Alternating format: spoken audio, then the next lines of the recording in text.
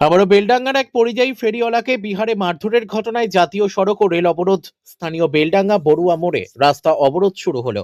বিহারে এক পরিযায়ী শ্রমিককে মারধর করা হয়েছে বলে অভিযোগ। সেই ঘটনার প্রতিবাদে রাস্তা অবরোধ শুরু হলো বেলডাঙ্গার বড়ুয়া মোড়ে। 12 নম্বর জাতীয় সড়কের ওপর ওই অবরোধ শুরু করলো এলাকাবাসী ও ফিরে আসা পরিযায়ী শ্রমিক ও ফেরিওয়ালাদের। নির্যাতিত হয়েছে।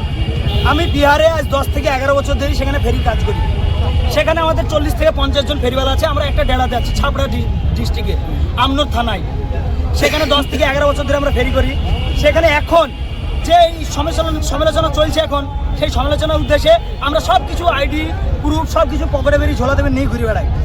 আমাদের পাসপোর্ট, আধার কার্ড, ভোটার আইডি, পাসপোর্টে তো কি ইন্ডিয়ান সিটিজেন কিছু নাই। কালকে ডিএম স্যার বলছে আমরা একটা কার্ড বানিয়ে দেবো। সে কার্ড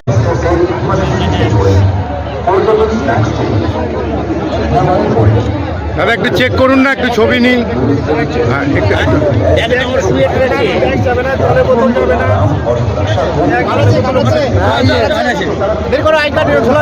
দাদা একটু দেখি, একটু চেক করছে।